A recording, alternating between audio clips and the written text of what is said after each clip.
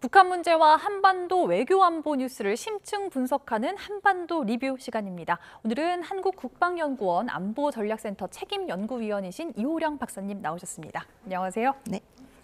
네, 지금까지 쭉 리포트들 보기는 했는데 지금 오늘은 중국 전승절에 대해서 살펴보겠습니다.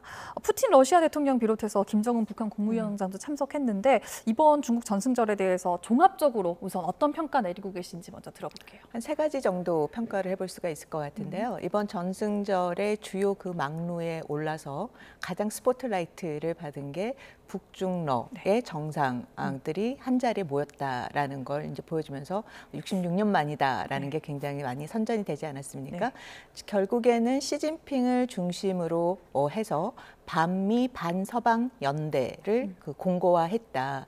그리고 보면은 그 앞에 상하이 협력기구에서 또 주장했던 내용인 정의로운 다극 질서를 구현하는데 반미 반서방 연대가 뭉쳤다라는 그런 정치적인 시그널을 보내주는데 이번에 80주년 그 열병식 전승절 열병식을 통해서 그 부분을 보여줬다라고 생각이 들고요. 그다음에 두 번째로는 지금 보면 열병식 장면이 나오는데 이런 열병식을 통해서 중국의 첨단화된 군사력이 얼만큼 강화가 됐는지를 잘 보여준 거죠. 이제 특히 핵의 삼축 체계라 할 수가 있는 ICBM이라든지 G랑1이라든지 G랑3라든지 SLBM이라든지 또 G1이라든지 6개0 모든 영역에서의 핵을 탑재해서 보낼 수 있는 장거리 미사일이 있다라는 그런 삼축 체계의 역량을 보여준 걸 알 수가 있고요. 그다음 마지막으로는 이제 김정은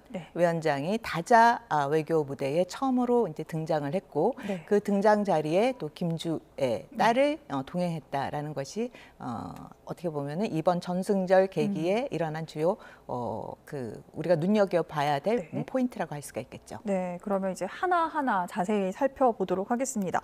먼저 시진핑 주석의 열병식 기념사부터 한번 볼게요. 대표적인 키워드가 지금 이 평화냐 전쟁이냐의 상황의 직면을 시작으로 해서 협력과 제로섬 게임, 또 중화민족 부흥은 막을 수 없다, 대의는 반드시 승리할 것이다, 이런 멘트들이 있었는데 미국을 향한 메시지라고 보는 게 맞겠죠? 그렇죠. 결국에는 미국을 향한 메시지라고 볼 수가 있는데 보면 이제 10년 전에 70주년 열병식 때의 그 연설을 보면은 중국은 패권을 추구하지 않는다, 패권을 추구하지 않는다 해서 패권주의에 대한 굉장히 그 부분이 아니다라는 점을 강조를 했었는데 이번에는 둘 중에 하나를 선택을 해야 되는 상황에서의 어떻게 보면 중국이 이제 주도를 하는 다극 질서를 가져가겠다. 그러니까 사실상의 미국을 겨냥한 어떤 패권 도전자로서의 이미지를 구축하는데 이번에 열병식에서의 그 모습을 보여준 거라고 볼 수가 있겠죠. 네, 이번에 또 관심을 모았던 게 아까 북중러 정상이 같이 서 있었던 모습이 주목받았다고 했는데 북중러 3자 회담이 열리는 게 아니냐 이런 전망들도 상당히 많았었는데 결국은 따로따로만 하고 들어갔어요. 3자 회담을 못할 정도로 서로 이해관계가 달랐던 건지 이유가 뭘까요? 이번에 보면은 양자 회담은 있었지만 3자 회담은 없었던 거죠. 왜 3자 회담을 왜 하지 않았는가를 보면은 결국엔 3자 회담을 해서 가장 스포트라이트를 받는 것은 북한이었고요.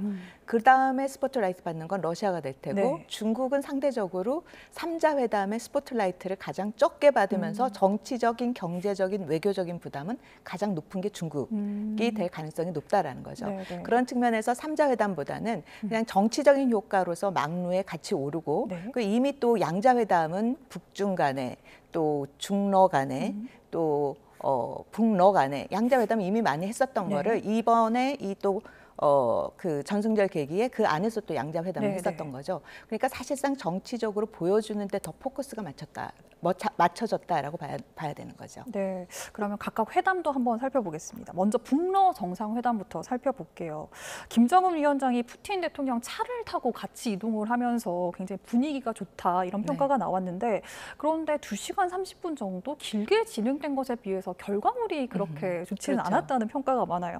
전망적 협조 이런 북한에서는 발표를 내놨는데 굉장히 좀 이해하기 어려운 단어인데 어떻게 평가하셨습니까? 그러니까 결국엔 전망인 미래 부분인 거고 협조를 해야 된다라는 건 지금 현실과 앞으로 다가올 부분에 대한 그 협조를 의미를 하는 것 같아요. 네. 결국엔 지금의 협조 부분이 나중에 미래, 결국엔 청구서와 연결된 거라고 볼 수가 있는 거죠. 그다음에 지금 북러 정상회담을 하고 나서 하루 뒤에 이제 9월 9일이면 북한의 또 정권 창립일이지 않습니까? 네네. 그래서 구구절에 맞춰서 바로 그 다음 날 축사를 보낼 만큼 러시아는 그만큼 지금 우크라이나 전쟁이 끝나지 않았기 때문에 추가적인 그런 병력 지원이라든지 네. 또 재건 문제라든지 여러 가지 상황에서의 북한의 지원이 여전히 필요한 그런 상황인 거고 그리고 북한은 거기에 대한 청구서를 많이 내밀 거죠. 아유. 그렇기 때문에 이제 미래라는 부분이 강조가 되는 거고 협조, 협력이라는 부분이 강조가 됐고 거기에 맞춰서 계속해서 푸틴은 혈맹 관계이다, 혈맹이다 해서 그 부분을 또 양자 정상회담이라든지 그 다음에 이제 그 다음 날 축사를 보내는 데서도 러시아와 북한의 그런 혈맹 부분을 강조한 거라고 볼 수가 있겠죠. 네, 이번 정상회담을 두고 또 다른 부분이 또 주목됐던 게 있는데 김정은과 푸틴 수행원들이 에어컨 온도를 놓고 신경전을 벌였다 이런 보도가 나왔어요. 북한에서는 실내 온도를 23도까지 올리자라고 네. 했고 러시아는 20도로 낮춰야 된다 이렇게 제지했다고 하는데 어떻게 보셨습니까? 뭐 그거는 밑에 있는 사람들이 각자 다들 독재 정권의 지도자지 않습니까? 거기에 대한 충성심의 일환이 아닌가라는 생각이 들어요. 그런 측면에서 서로의 기싸움이었다라고 생각이 들고요. 원래는 주중 러시아 대사관에서 북러 간의 정상회담이 할 예정이었는데 네. 타위로 장소가 바뀌었던 거죠. 이제 장소가 바뀌면서 거기에서 다시 세팅하는 과정에서 네. 그런 어떻게 보면 실무진들 간에 약간의 그런 충돌이 네. 있었던 거라고 봐야겠죠. 네. 또 하나 또 주목되는 게 정상회담 후에는 김정은 위원장이 앉았던 자리를 수행원들이 굉장히 꼼꼼하게 닦는 장면도 포착이 됐어요. 이게 DNA 정보가 외부에 유출되는 걸 막으려는 조치다 이런 해석이 많은데 모든 나라가 이렇게 하는 건 아니지 않습니까? 특히 그 독재 국가, 권위주의 국가는 이제 장기 집권을 하지 않습니까? 네. 그러면 지도자의 그런 개인 정보는 굉장히 중요한 거죠. 그렇기 때문에 그 지도자의 개인 정보가 유출되지 않게끔 모든 거를 다 꼼꼼히 체크를 하고 그 전에 뭐 하노이 회담을 갔을 때도 뭐 머리카락까지도 다 이렇게 주술 만큼 그다음에 뭐 꽁초라든지 네, 이런 네. 것도 직접 수거할 만큼 그런 개인의 정보가 외부에 유출되지 않게끔 모든 걸 다 정리를 하는 거죠. 네. 그러면 이번에는 북중 정상회담 한번 살펴보겠습니다. 1년 2개월 만에 이루어졌는데 북러 정상회담은 1년 2개월 만이었고 북중 정상회담은 6년여 6년, 만에 그쵸. 개최가 됐습니다. 이번에는 뭐 북한으로서는 경제 협력이 가장 중요한 문제가 아니었나 싶은데 어떤 논의가 주로 이루어졌을까요? 긴 시간만큼의 그런 정상회담은 없었고 또 실질적으로 끝나고 나서 무슨 합의문이 나온 건 아니에요. 네. 그럼에도 불구하고 시진핑 주석이 이번 전승절 기념 행사에 모였던 그런 행사 중에 가장 또 대접을 잘해준 거는 북한인 거죠. 그래서 두 가지 정도를 생각해 볼 수가 있을 것 같아요. 네네. 일단은 작년까지만 해도 북중 간의 그런 관계가 작년 75주년이지 않습니까? 네네. 보통 꺾이는 해 같은 경우에는 행사를 크게 했었는데 정주년에. 네. 그런데 작년 같은 경우는 북중 관계가 그렇게 좋지 않았어요. 소원했었던 네. 거예요. 근데 이번 올해 같은 경우에는 다시 그런 소원했던 관계를 정상화하는 그런 수순을 밟고 있고 네. 그런 가운데 이번에 중국이 권위주의 국가들의 어떻게 보면 연대를 이끌어가는 그런 지도 국가로서의 이미지를 보여주는데 지금 북한을 초대함으로 인해서 그림을 어떻게 보면 완성을 한 거라고 볼 수가 있는 거죠. 네네. 그러니까 거기에 대한 대접을 충분히 해준 것 같고 그다음에 북한 입장에서는 가장 중요한 게 이제 경제 부분인 거죠. 네. 아무리 러시아와의 뭐 혈맹 관계, 전략적 관계 발전을 이야기를 한다 그래도 교역의 90% 이상은 중국인이만큼 네. 결국에는 경제와 관련된 또 하나의 가장 큰 축, 안보와 경제가 있다면 경제의 큰 축에 대한 지원 부분은 여전히 중국한테 기댈 수밖에 의존할 수밖에 없다. 그런 네. 측면에서 중국과의 관계를 그렇게 거리를 두는 거는 북한한테도 굉장히 제한적일 수밖에 없다라는 거죠. 네. 그런 측면에서 이번에 정상회담에서 경제 부분에 굉장히 공을 들였다라고 봐야겠죠. 네. 그리고 또 우리 입장에서 주목되는 게 과거에는 한반도 비핵화 이런 언급들이 있었는데 이번에는 그런 언급이 빠졌어요. 시진핑 주석은 이번 회담에서 북한과 중국이 운명 공동체다 이렇게 강조를 하기도 했는데 그러면 중국이 북한의 핵 보유를 용인을 한다는 건지 아니면은 돌이킬 수 없는 것이라고 인정을 한 건지 이런 부분이 좀 궁금하거든요.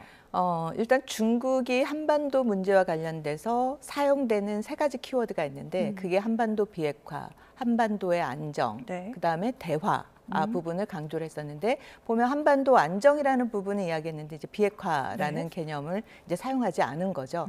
그러면 그걸 갖고 이게 북한의 핵을 용인하겠느냐 아니겠느냐라고 이제 의견이 갈릴 것 같은데요. 적어도 중국 입장에서는 이번에 그 용어를 굳이 쓸 필요가 없었다라는 거죠. 왜냐하면 첫 번째로 이 반미 연대의 국가를 모아서 리더의 이미지를 구축하는 데 있어서 굳이 북한이 듣고 싶지 않은 북한은 특히 핵과 관련돼서는 되돌릴 수 없는 이제 핵국가다라는 네. 부분을 강조하지 않습니까? 거기에다 대놓고 비핵화라는 말을 굳이 할 필요는 없었을 것이다 라는 생각이 들고요. 그럼 두 번째로는 중국이 사실상의 그 북한의 비핵화 문제와 관련돼서 그동안의 중재국가, 육자회담을 통해서 중재국가로서의 북한의 영향력을 많이 미칠 수 있다라는 외교 무대에서 그 부분이 부각이 됐지만 실질적으로는 그렇지 않았다라는 거죠.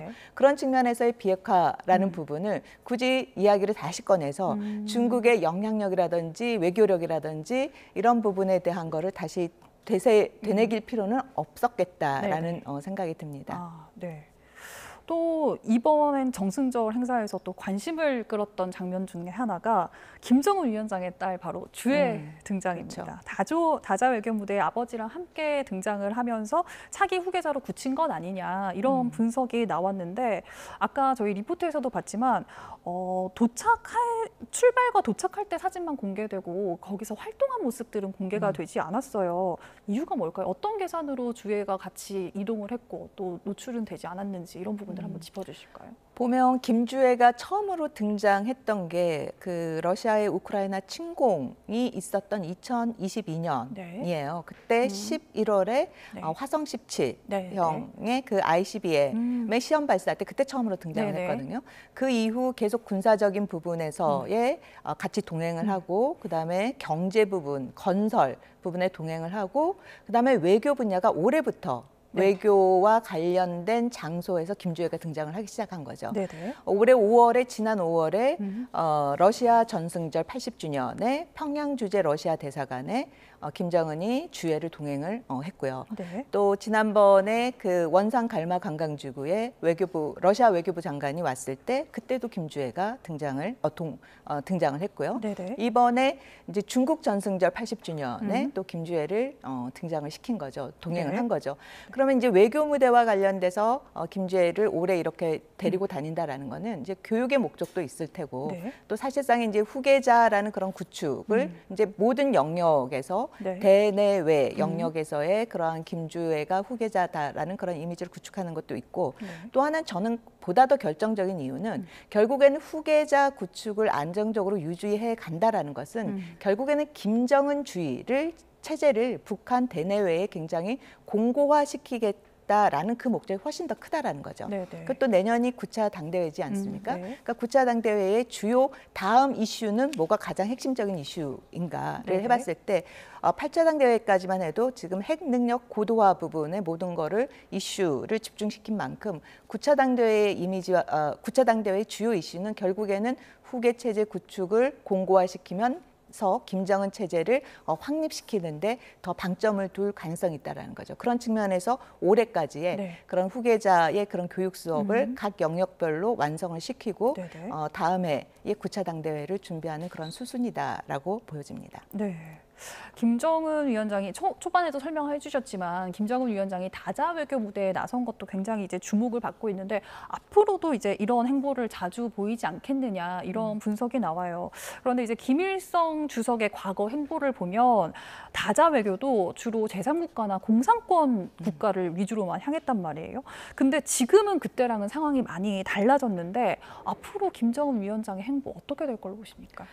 사실상 이번에는 좀 정치적 효과가 큰 거지. 김정은 위원장이 다자 외교의 장에서 그렇게 활발한 외교 활동을 벌이기에는 굉장히 제한적이다.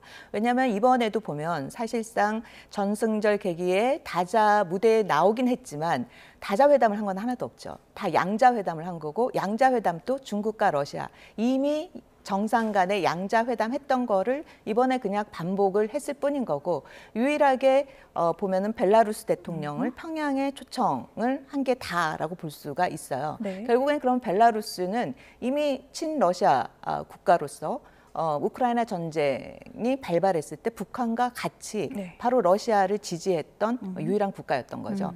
그런 측면에서 봤을 때 김정은 위원장이 앞으로 향후 다자 외교 무대에 그 공간 또 넓지 않을 뿐만 아니라 그런 다자 외교의 장에서 적극적인 역할을 하기에는 제한된다. 왜냐하면 다자 외교장에서 적극적인 역할을 하기 위해서는 결국에는 경제력이 있어야 되는데 그러한 경제력이 북한은 사실상 없는 거죠. 그러니까 이번에도 다자 무대에서 시진핑이 불렀던 거는 바로 중국의 경제력과 군사력이 기반이 됐기 때문에 그 가능하다라고 봐야 되겠죠. 네. 이제 마지막으로 이제 우리 입장에서는 또 궁금한 것이 김정은 위원장이 이렇게 움직이기 시작했으면 다시 혹시 트럼프 대통령과 만나지 않을까? 북미 정상회담 가능성이 얼마나 될까인데 이 부분에 대해서 조금 짧게 한번.